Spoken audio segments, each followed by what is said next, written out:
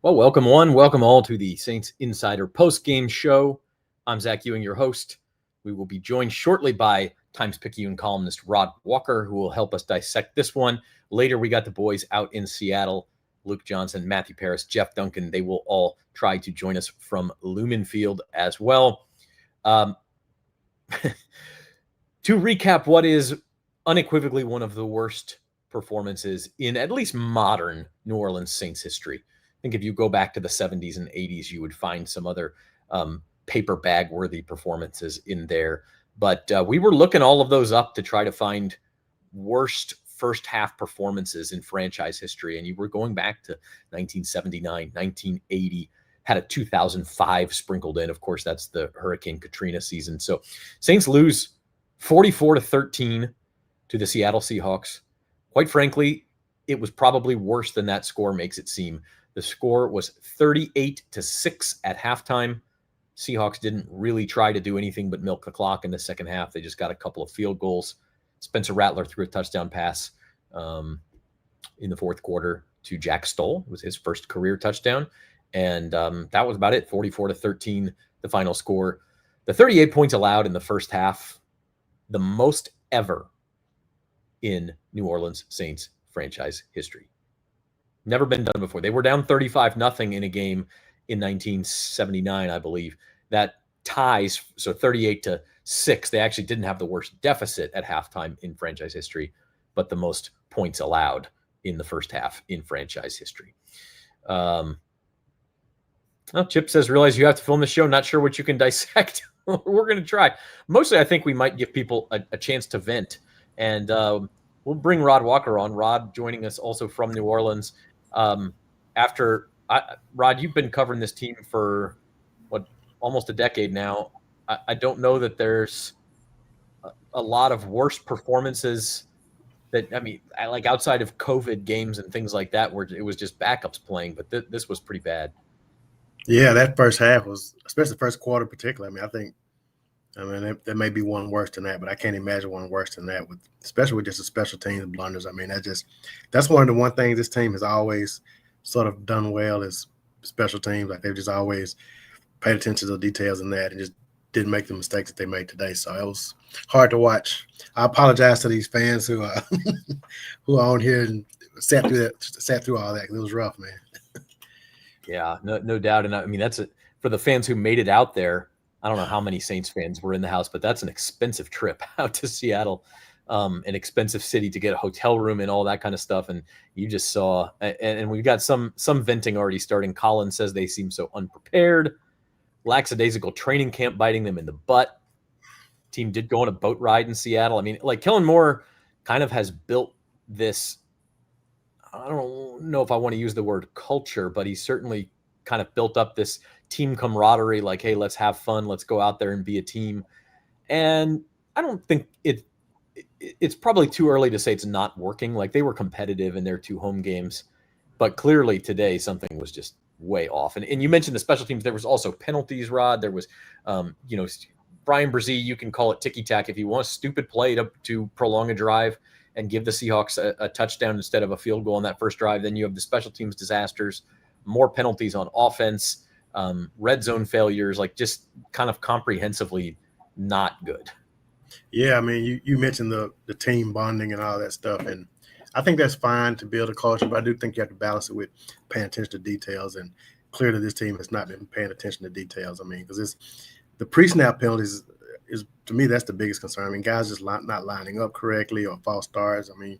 That's kind of stuff that you just have to just nail it down in practice. If you get it wrong, you got to keep doing it over. And I don't know if they're doing that. And obviously we don't get a chance to see as much of practice as, we don't get to, we're watching just a small portion of practice. So we don't know what they're working on, but to see these penalties just continue to be a concern 3 weeks to the season. I don't know if it's something I don't know if you can fix it during the season. Like it just may be who they are, and you may have to wait until next year. I don't know.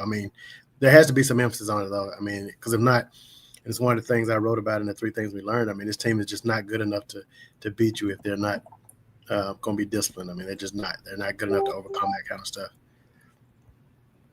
Yeah, it's we talk about the margin for error and how well this team has to play, and like they were one play away from possibly beating the Cardinals. They were, maybe a handful of plays away from beating the San Francisco 49ers. And we saw those teams play a competitive game today. It's hard to say at this point how good they are, although the 49ers did actually manage to go to Seattle and win.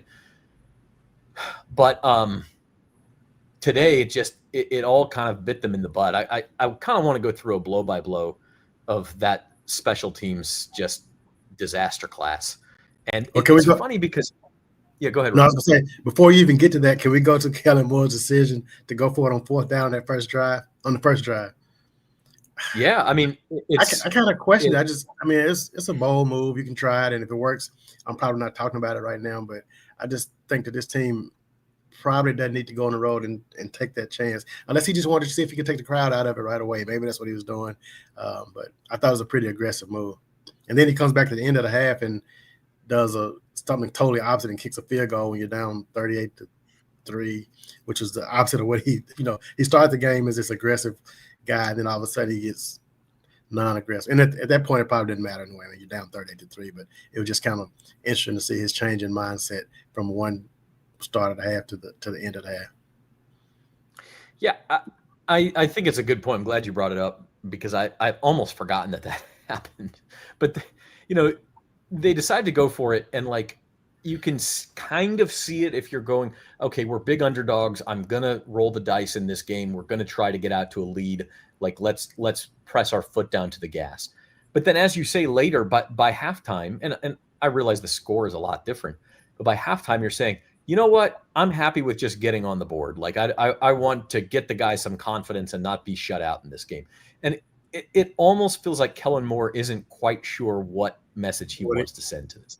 Right. And that's kind of what I got out of that too. And that first position, I think they were like were they like at midfield maybe?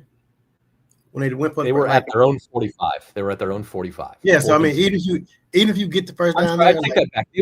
I take that back, right? They were actually at the Seattle 45. So that one, it's kind of a little bit no man's land, but yeah, I guess so. But I just think I'm probably going to just take my chances playing the field position game up there and hope your defense can, but I mean, again, I'm second guessing. Maybe if he get it, I'm talking about how bold of a move it was and how great it was, but he didn't get it. So yeah, I have a hard time believing that if you get that and get points out of that first drive, yeah, it's great to be ahead and kind of maybe that changes the game a little bit, but I have a hard time believing this team was going to even compete in this game with the way everything else went. Yeah. And so what happens is Rattler throws that ball a little bit too far for Kamara. And one thing I'll say is like the play calling was a little bit weird too. It was 3rd and 2, and they decide to throw, and Rattler can't connect with Juwan Johnson. And then on 4th down, they decide to throw deep.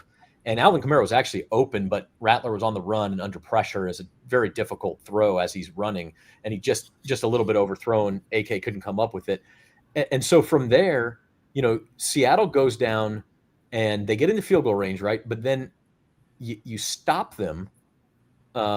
Incomplete pass from Darnold to Cooper Kupp, but Brian Brzee had this. In fact, that was Darnold's only incompletion of the first half, by the way. But then Brian Brzee does the headbutting, half the distance, automatic first down. Next play, Darnold hits Jackson Smith and Jigba, 12-yard touchdown. 3 plays later, the Saints are ready to go for it again on 4th down. This was 4th and like a foot, and this one was yeah. And this one was from their own 38. This was really aggressive, and they go out there with a tush-push formation. And just looking at the way the play developed, I didn't think Rattler was going to get it anyway. So they were probably lucky that there was a flag, and that allowed them to punt the ball. But it didn't turn lucky because it turns into a punt return. I mean, it was just like it was Three Stooges stuff. Yeah, I mean that obviously changed. I mean, that was when they got down 14-0. I mean, at that point, we all kind of figured, okay, you're not beating this team in Seattle down 14-0. I mean, we hadn't seen enough from this Saints offense to think they had any chance of coming back from that. But yeah, that was. I mean, just again, you talked about Kellen Moore's decision there. I mean, this decision to go for it there was, and it didn't hurt him because of the penalty, but that was still like a really bold move to even, like, I just don't know what his mindset was going to the game. It just felt like he wanted to really be aggressive and try to take that crowd out early and just get something going. And I don't think this team is built like that with this offense. I mean, they're just not really good enough to just drive they can't really drive the field. They're not really, because they throw so many short passes that, I mean, it takes, it's going to take you 15 plays to get downfield. And with the penalties this team continues to generate, I mean, you're going to always be playing behind the stick. So it's just kind of a bad combination. I just don't think this team is really built to be trying to play that aggressive and going for it on fourth down early in games like this. Yeah, again, I just think it kind of sends this mixed message of, we talk about the timeouts he didn't call against the Cardinals at the end of the first half. Like, why weren't you more aggressive there? But now you're going to be super aggressive. And then once things kind of turn sour, you want to be conservative again. And I think he's still sort of learning as a head coach. And I'm not ready to draw any sweeping conclusions about a guy who's 36 years old and has coached 3 games. But He clearly is still kind of finding his way here. Yeah, for sure. And this is a Seattle defense. I mean, we talked all week about how good their defensive front was. So out of all the teams to be trying to go for it against in fourth and short, I mean, this is probably not the team to be trying that against. So I agree with you. I think he's still trying to, figure out, if he wants to be this aggressive guy or if he wants to play a conservative. And that's all part of building out an identity. And I think eventually he'll get there. But right now, I don't think we've seen it. He's not there yet. Yeah, that's obvious, and we'll talk about this as we go forward, but it doesn't get any easier. They face the Buffalo Bills next week, and I think at some point your mission, if you're Kellen Moore, is to get back home for week 5 and 6 without this train going completely off the tracks. Like, you got to keep the locker room together. You can't go take another 30+ point beat down next week and start losing guys who say, well, this is dead after 4 weeks. It's hard to say without being in the locker room after a game like this. We'll ask Luke and Matt what they think, but I don't think we're at that point yet. I still felt like the team was playing hard in the second half. Yeah. I don't think they haven't quit. And I don't think I'll say that. I don't think they will, but I mean, as these, you lose like this next week to Buffalo. Okay, it's Buffalo, but that Giants game the following week, I think that's going to be the game we're really, I know we keep saying this is when we're going to really find out who this team is, but I think the Giants, that's a game that they won't be favored to win. I don't think they'll be favored to beat anybody at this point. Maybe the Jets, maybe. But so I think that's a game that we're going to at least get to figure out if this team is going to pull it together or not. Yeah, I mean, it's just going to be a long season, and we talked about that, and we knew that coming in. I mean, there was not that big of a chance they were going to win more than 5 games, which is what we were all choosing. And I think maybe we got fooled a little bit by those first 2 weeks. It's how they're competitive. Could have won both of those games. Coulda, woulda, shoulda. Jim Mora, and maybe they kind of lulled us to sleep thinking this team is better than we thought. And this was always going to be a tough matchup. But you're right. It's 14-0 after that punt return touchdown. And then 3 plays later, Kai Kroger didn't even have a chance at getting that punt off. It's blocked. Seattle recovers it at the 11. I think 2 plays later, they scored again. It's 21-0. And at that point, the Saints scored, what did they score? 13 points against Arizona and 21 against the 49ers. So now you're going to score more than 21 against the Seahawks in Seattle. I don't think you are. I mean, the game was essentially over at that point. Yeah. I mean, Seattle, they hadn't given up 17. I mean, I think they gave up 17 in both games, the first 2 games, maybe.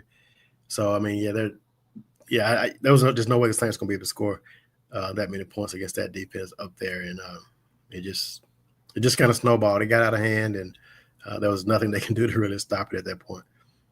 Yeah, looking at some of these comments. Go ahead. Go ahead. I was just looking at some comments here where Kendall says we got beat at every level of football. There's no doubt about that. I mean, statistically, this game was fairly close in yardage and stuff, but first of all, anything that happens after 21-0 is just pointless. Right. I mean, the game's over. Right. And second of all, if you look at the total yards, Seattle only had, 40 more or something. But if you look at yards per play, Seattle had 5.9 yards per play. And that includes a fourth quarter where they were doing nothing but running the ball and trying to just drain the clock. So they were well over, I think they were close to 7 yards per play for the first 2.5 quarters. So this defense was not good. I don't care what the total yards say. And this is interesting too. Aloha says if Rizzi was head coach, might still be 0-3, but at least we'd have nice special teams play. I mean, Phil Galliano is a Darren Rizzi disciple, so I'm not sure where the disconnect has been on special teams.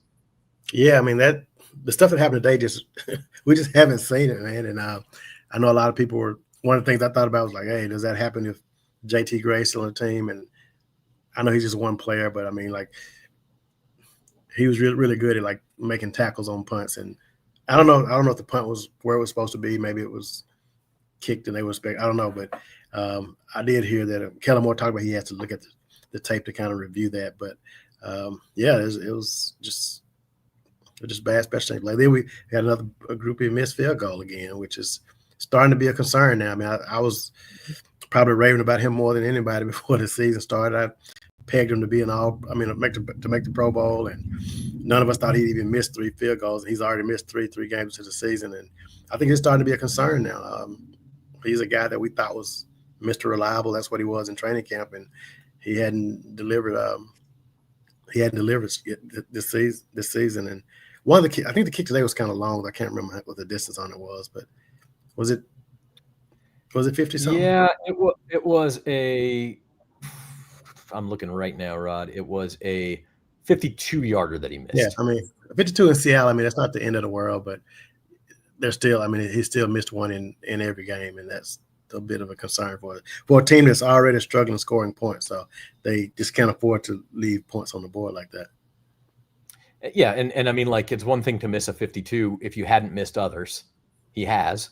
And the other thing is you look around the NFL and 52, now there was a lot of blocked field goals around the NFL today, but 52 is almost a gimme for some of these guys. So it's just bad all around. And then we haven't even mentioned Saints finally kind of got on track and prevented the worst first quarter in team history with a nice little drive, a 16-play, 65-yard drive that went into the second quarter, and they had to settle for a field goal. And again, like, what are you doing kicking a field goal already down 28-0 or 21-0, I guess. I don't know, but at least they get on the board. Okay. And then on the ensuing kickoff, Seattle returned the ensuing kickoff 60 yards, and they're set up at the Saints 38. So nothing was good about special teams. Yeah, I really think it's the worst special teams.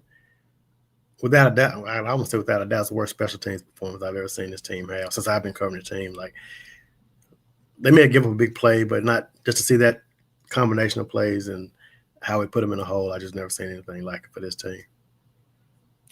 I want to spend a minute on the defense too. I talked about it like, okay, the Seattle didn't rack up a ton of yards or anything, but if you look at this was not a good performance by the Saints defense. They did get the stop on that first drive, but we talk about the Brian Brzee penalty, but never after all these special teams mistakes or anything else could they just bow their backs and force a field goal even. I mean, Seattle was scoring up and down the field. Sam Darnold had a perfect passer rating in the first half. He was 10 of 11 with a couple of touchdowns and I think 145 yards in the first half or something.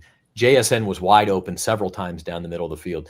And after Mac Jones kind of took it to this team in week 2, that week 1 performance against the Cardinals is starting to look like more of a mirage. I don't think this is a very good Saints defense.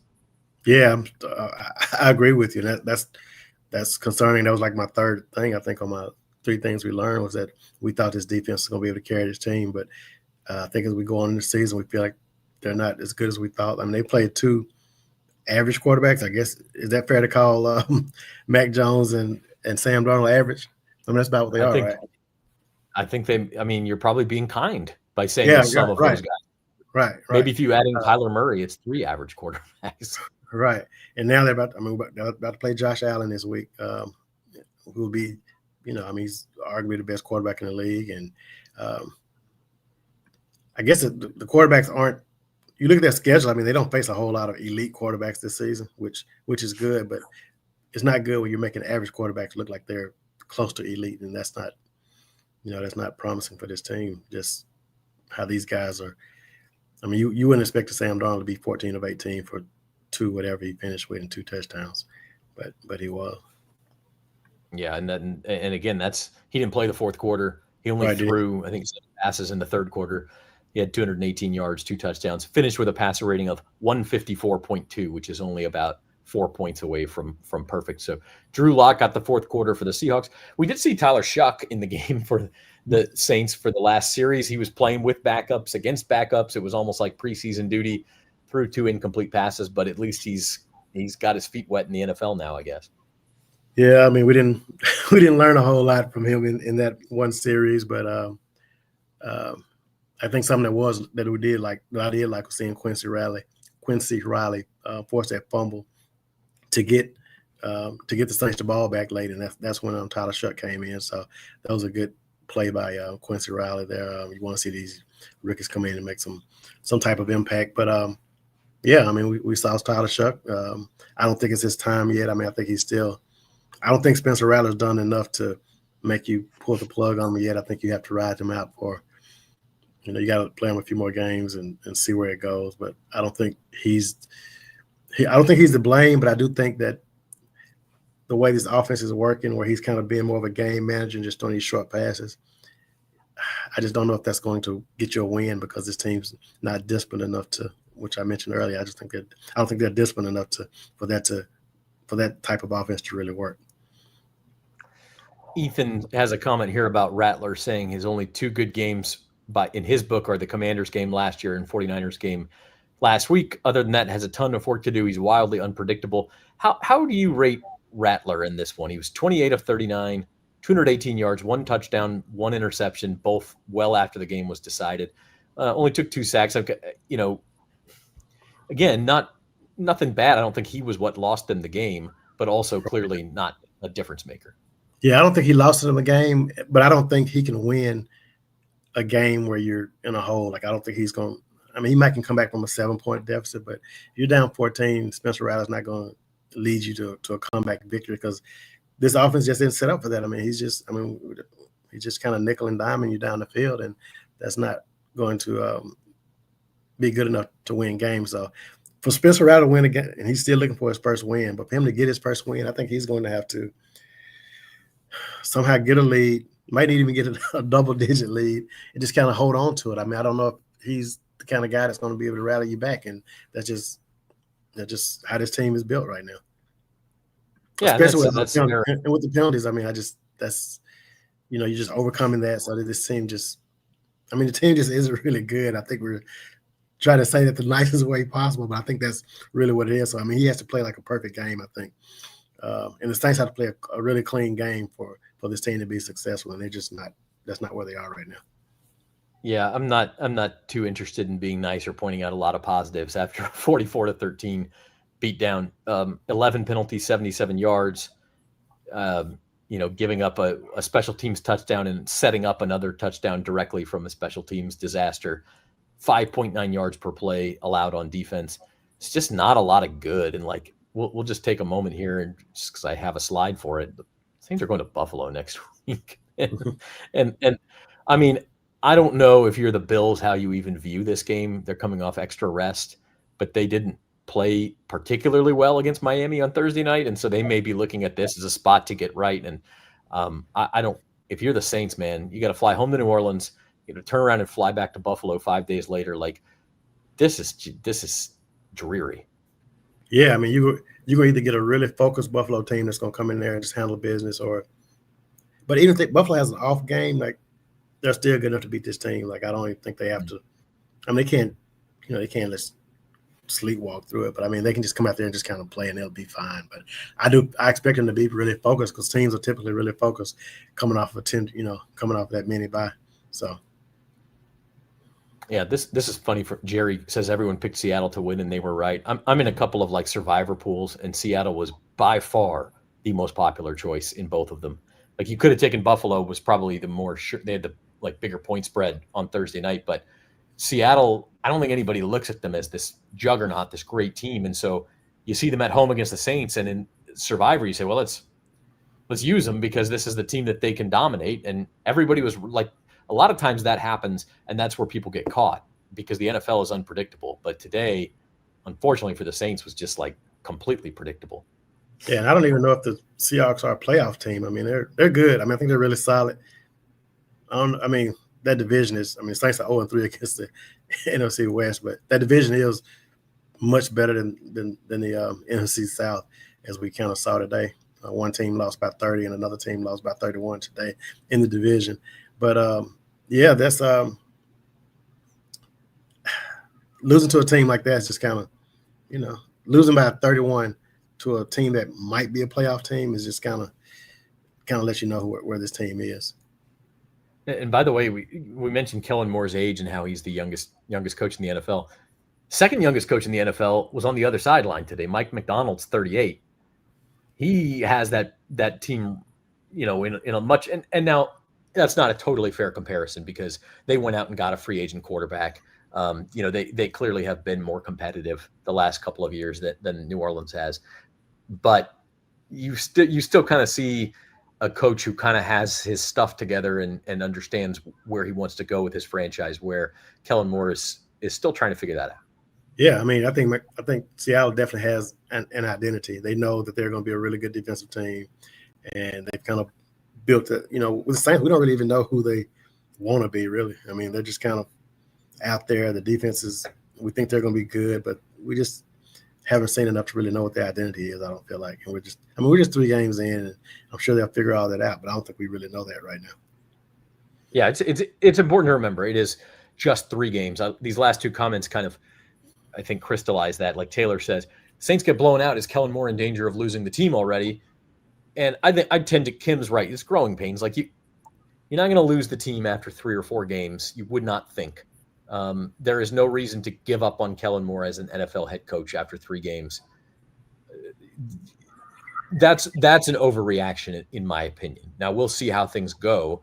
If the Saints, the longer that 0 stays in the win column, I think the more we have to ask that question, both of Kellen Moore and when we made this point on Saints Insider this week, like Spencer Rattler is now 0-9 as a starter. He's almost certainly going to be 0-10 after next week in Buffalo. That would be a real shocker if not. And at some point, even though he's playing better and Kellen Moore has led this team to some competitive performances, at some point, it's just human nature to start to stare at that 0 the longer it goes. Yeah, and I mentioned the Giants game earlier, but if they come back 0-4, which we assume they will, you lose to if the Giants game doesn't go well and fans start getting a little antsy, and they'll be vocal at some point. They'll get frustration will start to set in, especially if you lose to the Giants. Then you come back and play the Patriots. At that point,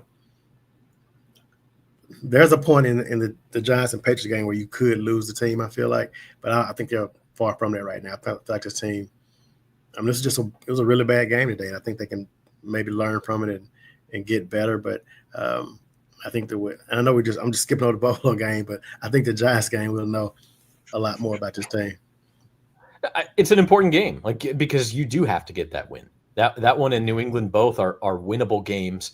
I don't think you're going to lose the team. I don't think it really matters all that much. But if you don't get those wins, you start to look at the schedule and you're at Chicago. Well, Chicago looked much better today. I don't know that you trust this team to go in and win that game. Then you start looking down, a bunch of divisional games late in the year. Can you pick one of those off?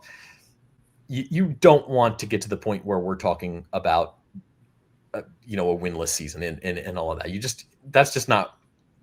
Forget number 1 pick. Forget all of that. You can get the number 1 pick and still win a few games. You just don't want to get to that point. But Rod, I do think there's a chance we look back at the end of the season and whatever the Saints record is, whether it's 2-15 or 5-12, or they get it together and go 7-10, whatever it is, there's a pretty good chance we look back at this week 3 in Seattle, and say that was the Saints' worst game of the season. Yeah, I think this is a team. I think what helps this team is they got so many young players on it that. They're just trying, and a lot of these guys they didn't lose in college, so they want to win, and they're going to keep fighting, and they have just the right mixture with these veterans like DeMario and Cam. They're not going to ever quit on the team. So I think with so many young players and those older guys, I don't think them quitting is going to be a concern. But I do think, you can't be getting the brakes beat off of you every week. Because at some point, people will quit. But if they can flush this game and get competitive again, I think they'll be fine. But you got to show some signs of progress. If you're still committing the penalties, week 10 of the season, I'm a little concerned about even what Kellen Moore is doing at that point. Because to me, the penalties that's kind of on him, especially the pre-snap penalties. That's stuff that you clear up in practice, and he has to fix that. Yeah, and I do agree when people say that's poor coaching. Like that is the one thing that it feels like Kellen Moore should, as the offensive coach, have some control over.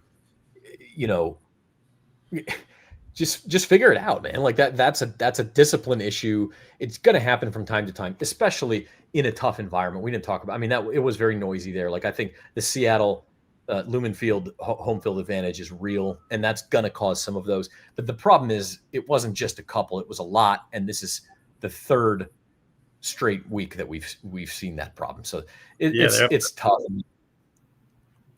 Yeah, they're up to what, 31, I think, for the season, 31 penalties. Yeah, I think that's what right. was today?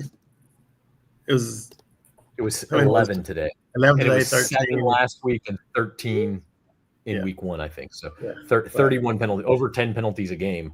And yeah, it's like, and they come at like the worst time. I mean, especially the ones today, they were like, it was just nonstop during that one stretch. Like, I think it was 3 plays in a row at one point. I mean, it was just every time they did something, they were marching backwards. Yeah. All right, Rod, any final thoughts on this one before we let you go and move to our guys in Seattle? No, I mean, it was a rough game to watch, and it could be rougher next Sunday. We might be sitting here having this exact same conversation next Sunday, but I think next Sunday is probably a little bit more expected. I wasn't expecting them to lose this bad. I mean, I think I had it 27-10 was my prediction. So I'm a little surprised that it happened like that. But again, none of us would have ever expected the special teams to let them down like they did today. I mean, that just put them in a hole they couldn't climb out of, and just maybe it's just a one bad game and they can move on from it. But you definitely need to see some improvement in special teams next time. Hand up, man! I had the Saints covering the 7.5, so I was way off on this one. Rod, are you going to Buffalo? Yeah.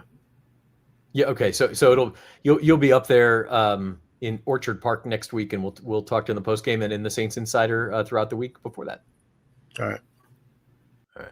That's Rod Walker bringing on live from Lumen Field. Luke Johnson there in the press box. Still got some sunlight behind him. We're losing ours rapidly out here. Luke, the most important thing, somebody asked where you guys are going out to eat in Seattle. What's the Clancy's of the Pacific Northwest? Oh, man, we had everybody wants to hear about what we're eating right now. We did have a very good dinner at like a French bistro last night, weirdly enough, in Seattle. Tonight we're going to get some sushi. And try to forget about what we saw for 3 hours at Lumen Field. Well, you said sushi, so I got to make the joke. Notorious Saint says we may be cooked for a while, fellas. This was not good. You've covered the team, I think 6-7 years now. This is your 7th year covering the team. Eight seasons. Okay, 8 seasons covering the Saints, and this outside of like a couple of COVID impacted games, this has got to be the low. It's definitely up there. I mean, it was just a full systems meltdown for the Saints today. Don't think I remember covering anything quite like it. Even like the Packers game last year, like that was bad. It didn't feel as bad as this one was. I started writing my game story in the first quarter. I can't remember the last time I did that. So it was just completely uncompetitive on like every single level in this game. And a lot of it was Saints doing it against themselves. I mean, like we talked about this going into it, the Seahawks are a good team, but Seahawks aren't the ones committing a bunch of pre-snap penalties. Aren't the one making a bunch of mental errors. That's all on the Saints. It's on the players and the coaching staff. They got to figure that part out because, as Cam Jordan said, like, we're not good enough to be doing this crap. We're not good enough to be shooting ourselves in the foot over and over and over again. Yeah, and I think the most surprising part of it, and what you have not seen from Saints teams in a long time, was on special teams. You had the punt return touchdown that really set the tone for this game, followed by 3 plays later a block punt that set up a 3rd touchdown. And the game, I mean, really, you look at what the Saints offense is capable of, the game was effectively over at that point. I mean, you had lost the game on special teams. Yeah, and even like they wanted to dial up like some shot plays because it's something they haven't done this year, right? Through today's game, they have one offensive play that gained 25 or more yards. One. They wanted to turn that around today, and they wanted to get more explosives. And when you're down 21-0 with 4 minutes left to go in the first quarter, the Seahawks are like, all right, like, well, we're not going to let you hit anything over the top, so like at that point it's like ball game. It was tough to watch. It's hard to even say anything about this game outside of like just harping on the penalties over and over and over again. There wasn't even a whole lot of different things asked about in the post-game press conference. There's like the weird decision to kick a field goal when you're down by 35 points, but like that didn't have an impact on the game. If they would have scored a touchdown or got 0 points, it wouldn't have mattered. Like, it was such a weird, uninspiring performance on so many levels. Yeah, no doubt. And you're right. It makes it very difficult to evaluate anything when you're looking at it through the lens of a game that was 28-3, early second quarter. Because you say, well, how did Spencer Rattler play? Well, his final numbers were okay, but he had a touchdown and an interception both well after this game was decided. He's not seeing the type of defense he's going to see in a regular, score line. And then same thing with the defense. Like, the defense allowed almost 7 yards per play for the first 2.5 quarters, but Seattle was really pretty much doing whatever they wanted. It just becomes very difficult to actually say whether the Saints played well at all because they were so disastrous in the first 10 minutes. Yeah, it's like impossible to evaluate, right? Like, other than to say we can clearly say they were terrible today. That's the evaluation. Like, but like in terms of projecting it over the course of like how are they going to go from here? Like there's almost nothing you can take away outside of that first quarter. Where you're just like, okay, well, this is the worst version of this team. And it was bad on again, really every level. Defensive penalties, gifting a new set of downs after you get a stop. I mean, they've done that in every single game. Every single game, they've had a stop on third down that ends up being a first down because of a defensive penalty, whether it's an unnecessary roughness, pass interference, holding, whatever the case may be. It's happened in every single game. The special team stuff. I mean, I think we've been seeing signs of them starting to be kind of a shaky unit on that side of the ball. We had the misplayed kickoff last week. Blake Grupe's off to a really shaky start. The coverage units have just been okay, and like today was just the worst version of that. The offense, not explosive. Like, they can't run the ball. They averaged 2.9 yards per carry today, and they ran the ball 27 times despite being blown out. It's just nothing about this was good. I don't think there's a single positive takeaway you can take from this game. Yeah, it was certainly bad. And I told Rod this. I think if we go big picture before we let you go, Luke, but there is a chance we look back in January and say that week 3 game in Seattle was the Saints' worst performance of the year. In fact, I would hope for the Saints' sake that is the case, because it can't get much worse than this. But what I'm saying is, I don't think that this is necessarily what this team is. And next week in Buffalo may not give us a great idea either, because you're going up against a Super Bowl contender. So big picture, where do the Saints go from here? How much do you think a day like today hurts them long term, or at least for the rest of the season? I don't know. It's still so early in the season. You see teams kind of bounce back from these sorts of performances. I mean, shoot, the year the Saints beat the Packers like 35-3 in the opener, Packers still ended up being a really good team. They got completely outclassed in that game.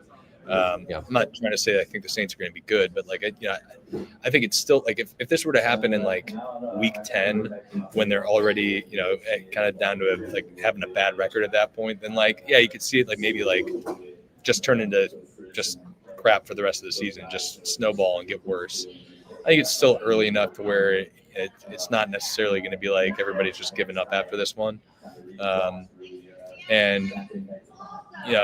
know people probably don't want to hear it. I still think Kellen Moore's a smart coach, and they'll get it figured out. I mean, this penalty stuff is not from lack of trying. Like, they've had referees at practices every week after that 13 penalty performance in the opener. So that's just not working. They got to try a different tack on this because clearly it's a problem. But I still have faith in that staff to get things figured out. We all knew it was going to be probably a rough first year for this new regime here as they get things sorted out. But today is not going to make me change my mind on what I think is still a bright future for them. All right, he's Luke Johnson joining the Saints Insider postgame show live from Seattle. We're going to let Luke go right. Thank you, Luke. And we will bring on our other Times-Picayune beat writer, and that is Matthew Paris. He is also live from Lumen Field. And Matt, I want to start with a couple of statistical stories. One was you were obviously busy covering the game, asked me to look up on StatHead the last time a team had a 90-plus yard punt return touchdown and a blocked punt in the same game. And so I'm trying to figure out where to start with this because it could take a lot of legwork to do that sort of thing on StatHead. And so I just Googled it to see what Google told me.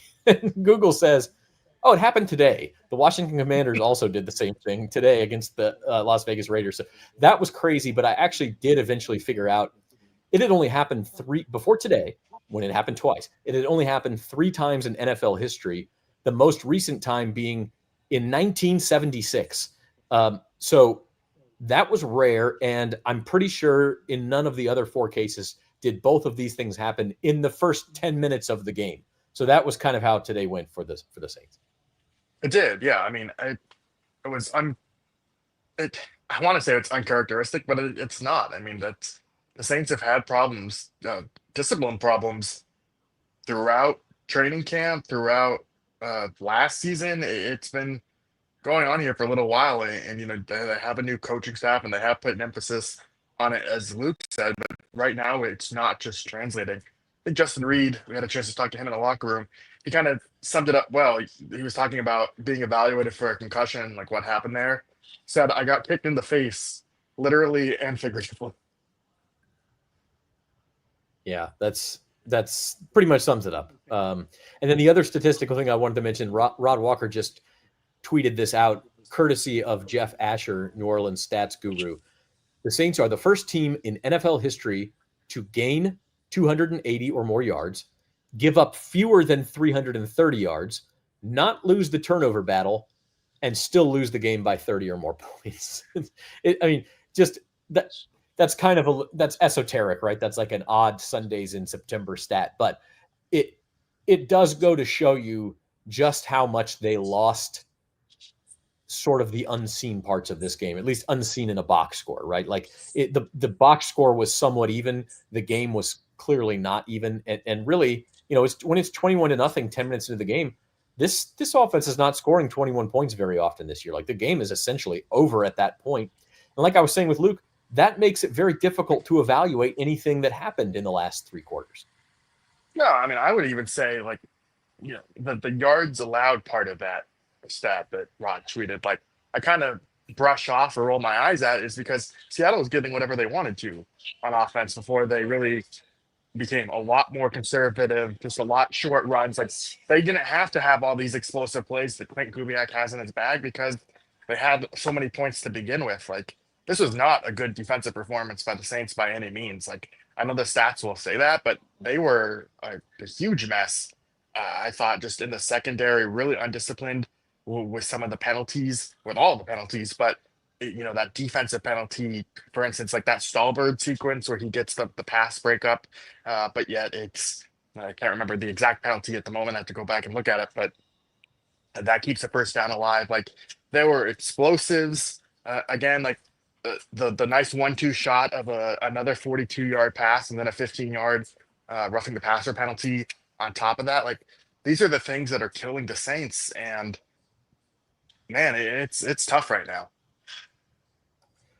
Kellen Moore, a lot of those things you can pin at his feet. Like penalties are clearly a discipline issue, yeah. Right?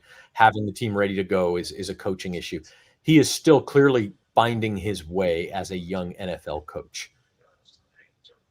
At what point do you become concerned this is more than that? I think we're not at that point yet. So how close to it do you think we are? Yeah, I'm not at that point yet, but I thought they practiced hard in training camp, but that there were moments and days where it it looked lighter. And th- this is my, if I have a Kellen Moore criticism specifically, this is I think a good example of the tush push penalty the tush push, right? They ran it twice this season. Both times they false started on it. And anyone you talk to about the tush push, they say it takes so much practice because the details are so precise and it's much more complicated than it really is. And like the Eagles are better at it than everyone because they perfected those details. The Saints, at least in training camp to reporters, they didn't practice it at all. Training camp is 8 weeks, 6, and we didn't see it once. Now, I get being conservative and wanting to keep some stuff for the regular season to try and, they don't want to tip teams that they're going to run the tush push, but I kind of have to think that that doesn't like you just need to practice it. You can do it in a walkthrough setting, but you're not replicating that physicality. You're not replicating that timing. Like that's something that Justin Reed was saying too, was that you can put an emphasis on in practice on the penalties by having officials there, but you're not going at the full speed of a game. And so when they're going at full speed on the tush push play and some guy jumps early, like you gotta practice that to keep it down. I just think like Fillmore talked a lot about preparation. Like that's the preparation to me that's missing right now. Yeah, and I, that brings to mind another. I don't know if this is a criticism of Kellen Moore as much as an observation, but you asked him about the tush push in the preseason, and he said, no, you have to have, we're not going to do that. We don't have the personnel, and now we see them try to do it. It sort of reminds me of the way early in this game he's being very aggressive and wants to go for it on fourth down on the first drive, and then tried on the second drive before the penalty. And then yet we're seeing him kick field goals down by 21 points in the first quarter. We're seeing him not use his timeouts against the Cardinals at the end of the first half. It seems like he is still trying to figure out what type of head coach he wants to be. Yeah, no, I agree. I think the timeouts thing was a bigger deal than kicking the field goal. I mean, the kicking the field goal was like cowardly, quote unquote, but I think I get the rationale of trying to lift the spirit or get at least something. Now, I don't necessarily agree with it, but I understand the logic behind it, and that's the thing you want with Gilmore is you want to see the logic there, even if they don't perform the best that they're capable of every Sunday. You want to make sure that the logic is sound, and so that's kind of what I'll be monitoring the rest of the season. Is just is like does he instill a lot of confidence and a lot of faith? Because that was the question too: is can he lead a guy? I don't think lead a team. I don't think this game sways me from that or sways players from that. But I just think it's like he's not a perfect coach, and that's that's how it's maybe going to be. Or I definitely think Kellen Moore has to grow into the job. Yeah, no doubt. All right, before we let you go, Matt, just kind of a big picture take. We asked Luke this same question, but the Saints are 0-3. They play Buffalo next week. Like, look, they're almost certainly going to be 0-4. Any given Sunday, I get it, but let's just say they're 0-4. How big is that Giants-Patriots homestand to you? At some point, no one expects this to be a playoff team or anything like that, but at some point, the zero in the win column for both Kellen Moore and Spencer Rattler, frankly, like starts to just become more and more noticeable the longer this goes on. How close are we to the point where you think that becomes enough of a talking point to where either a switch at quarterback needs to be done, and we saw Tyler Shuck for 3 plays today, or you start to make it a referendum on Kellen Moore? Yeah, I don't necessarily think it is a referendum on Kellen Moore. I mean, I do think they needed one of those 2 games like that. Absolutely, they need to win one of those 2 games. But to me, I'm getting to the point with Spencer Rattler. I think he's still playing well. I just kind of wonder where he's at from a confidence and mental standpoint. I don't think he's losing confidence, but there's a sign before the game that said like 0-8 career starts quarterback, like rookie head coach, 0 talent on this team, and like a Seahawks fan held it up by the tunnel to kind of try and I don't know, get the heads of Saints players if they win. And like, it's that stuff is like silly, but the 0-9 that Rattler is now, like that's real.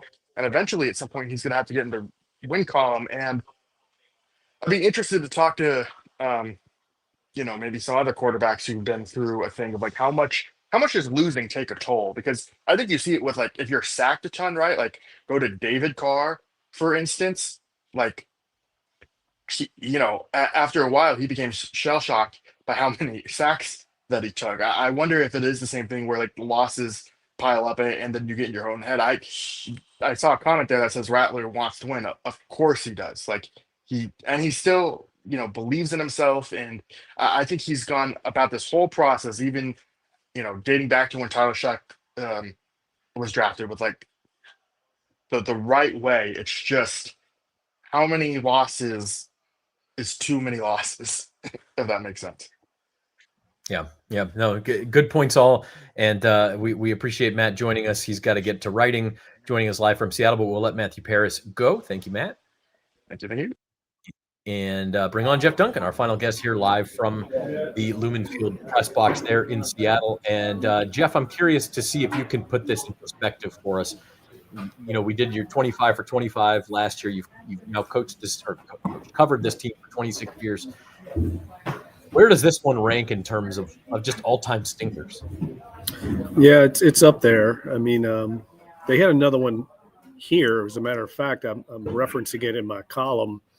2013, they came here on a Monday night and were beaten 34-7, fell behind 24-0 in the second quarter. It was a very similar experience. That was a Monday night game for a national audience, and the Saints had a good team that year. This is a difficult place to play, even when you have a good team and a talented team. When you're fighting a talent deficit like the Saints are, you really have to bring the effort and energy and execution, and they really didn't show up in any of those three phases today.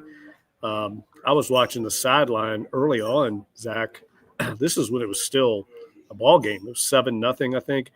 Just was a lot of lifeless, no energy on the sidelines, not a lot of enthusiasm. It was a real red flag for me, seeing that sideline the way it acted, and you saw the result. I mean, they just were not very focused. I don't know how you explain it after starting 0-2. Look around the league and look at some of the teams and how they showed up today that were 0-2, right? Hungry, desperate teams like Carolina had really strong performances. And this was the worst performance by far of the season for the Saints. I think a very troubling performance that Kellen Moore seemed very disillusioned by in the postgame press conference. Spouting off a lot of cliches, and I don't know where they turn. It's going to be up to the leaders of this team. I think early on, they've got a crisis of confidence, I think, that they've got to deal with, because this things could get worse before it gets better. I mean, going to Buffalo next week is not going to be easy. So, yeah, very disappointing, but also a little confounding to have a performance like this when you're 0-2. Yeah, and I think, we hadn't really put it in terms of this, but I'm just looking through the play-by-play. You mentioned the word shell-shocked. The Saints' first 4 plays were actually very good. They got a 9-yard completion to Olave, 7-yard Alvin Kamara run, then he gets a 1-yard run, then 7 more. And it's 3rd and 2 at the Seattle 45. You're 2.5 minutes into the game, doing just fine at this point. Then an incomplete pass. Kellen chooses to go for it on 4th down. Rattler's under pressure. He's rolling out. It's a tough throw, but he misses AK. And then everything just kind of snowballs from there. And that's even a couple minutes later, like the Saints actually get a stop and hold Seattle to what appears to be a field goal try. But Brian Brzee, stupid, mindless headbutt after the play, 15-yard penalty. And then you go from that was with 9:57 to go in the first quarter, right? And you think you have a stop and holding them to a field goal. By the time we were at 4:22 in the first quarter, so just 5.5 minutes, they had gone from doing just fine to down 21-0, and this game is essentially over. Like it was lightning quick how much this went off, how quickly this went off the rails. Yeah, and that's kind of what happens to bad teams. I think there's a talent level that this Saints team is a deficit that they're playing with right now. And there's also, I think, a little bit of an intensity and focus level that feels very tenuous. I think the losing, not just this season, Zach, but I think the carryover, and I know it was the Dennis Allen tenure and it was a different staff, but a lot of the players that are on that field have lost a lot of games the last few years. And there can be here we go again type of mentality that, look, you got a young head coach, 37. He's trying to find his way. There's just a lot of things going against the Saints right now. And there's not a lot of reasons to believe it's going to change because they don't really have the talent level to overcome it. And they've got a coaching staff that's trying to figure things out and learn on the fly. Meanwhile, you have a merciless league that you're playing in against opponents that are more talented than you and maybe today even hungrier than you is what it looked like to me. So I don't know where they go. I don't know how they turn it around going to Buffalo, but they've got to find some way to hold this thing together. This season could go off the rails very quickly and be one of the worst ones we've seen in a while. Yeah, and I want to ask you about big picture here in a minute, but first let's just touch on the special teams because it's the first time in a long time that Darren Rizzi has not been in charge of this team's special teams, but we kind of all thought that's a smooth transition there because Phil Galliano coached under Rizzi. He was the special teams coordinator when Rizzi was elevated to interim head coach last year. Like that unit will be fine. We saw them get rid of JT Gray before the season, and all of a sudden a couple of shaky special teams games where you go, missed field goal, a bad kickoff from Groupie cost him against the Niners last week, to just a first-class disaster in a 5-minute span. Kai Kroger completely outkicks his coverage. It's returned 95 yards for a touchdown. 3 plays later, he's out there again. You have a punt blocker basically unblocked come in, and Kroger didn't even have a chance.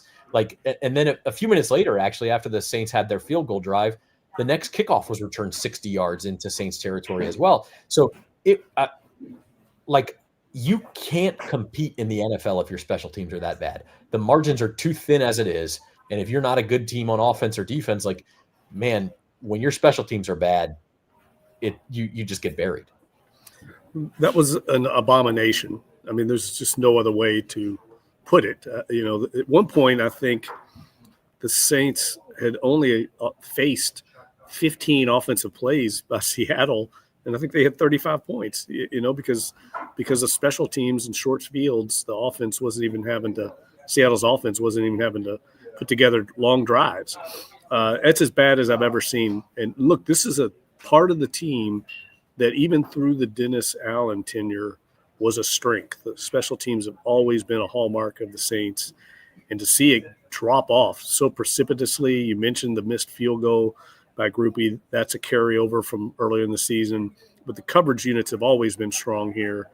And to see that, I mean, I think you and I could have run through that middle of the field there. I think he went untouched, 91 yards. It's the longest punt return for a TD in Seahawks history. So those things, when you have a team that is inexperienced and is, used to losing as this team has, those are just crippling blows psychologically, spiritually.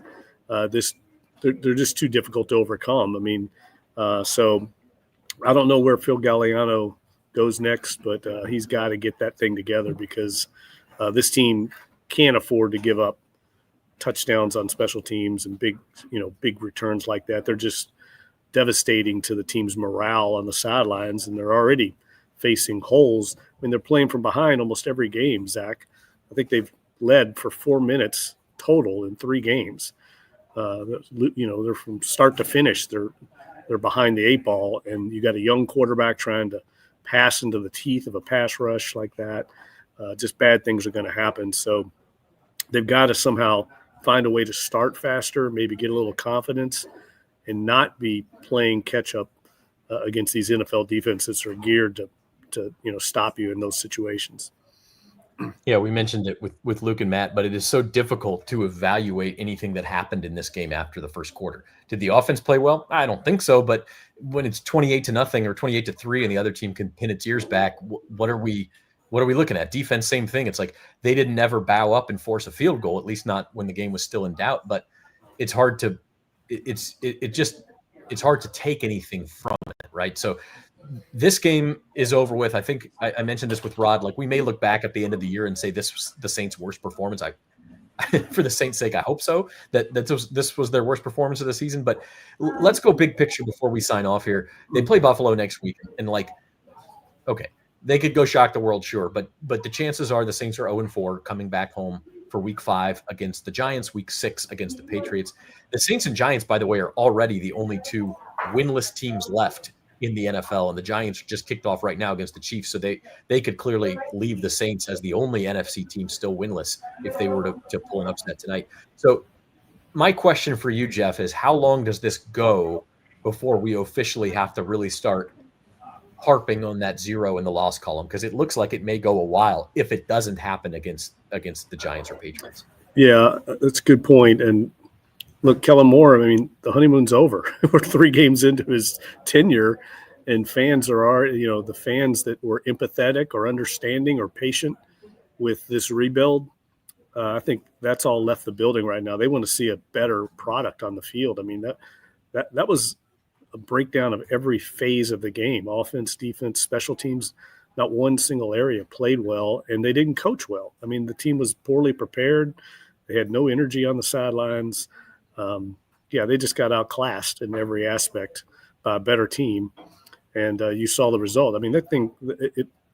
If there was a mercy rule or a running clock, that was the only thing that was going to save this from being one of the worst defeats in the history of the franchise. And Mike McDonald pulled the foot off the accelerator there. It could have gotten really bad.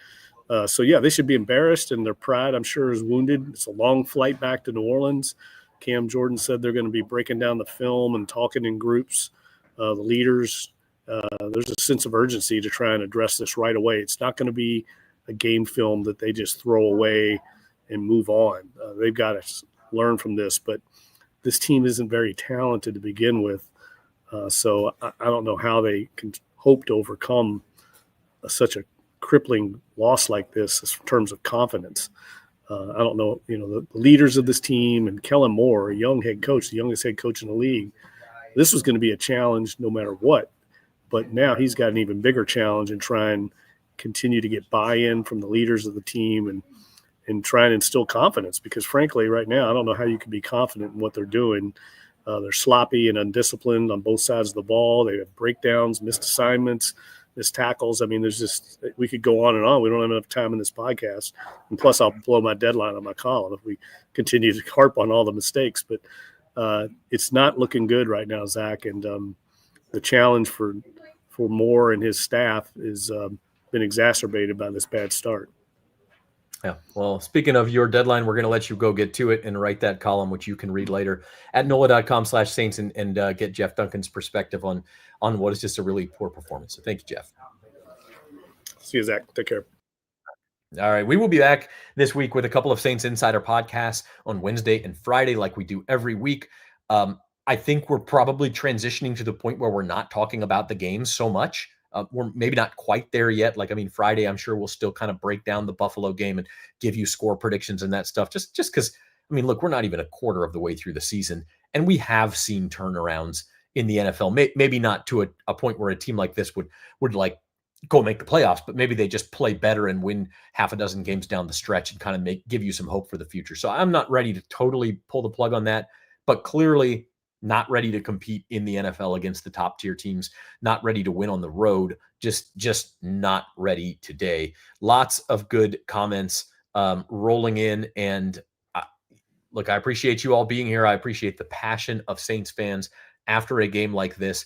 But we're going to sign off at this point. We'll talk more about it on Wednesday's Saints Insider. As I mentioned, you can read all of our guys' work at NOLA.com/Saints. Subscribe to the Saints Insider YouTube feed. That is the best place to find both all of our new podcast episodes, the post-game shows, and the videos we post from practice and post-practice interviews and press conferences, those sorts of things. We have our man Norman Bell on all of that too. So keep it locked here. We're going to see, can Kellen Moore and Spencer Rattler and/or Tyler Shuck show some growth throughout this season, or are we just in for a very, very long 2025? We will find that answer out. We will be here with you the whole way to talk about that and talk you through it. And if that means in week 8, it's time to start looking at the 2026 NFL draft board, then we'll do that too. So, we will adjust as needed, but today certainly was not a good one for the New Orleans Saints. Seattle Seahawks 44, New Orleans Saints 13, your final score. This has been the Saints Insider postgame show.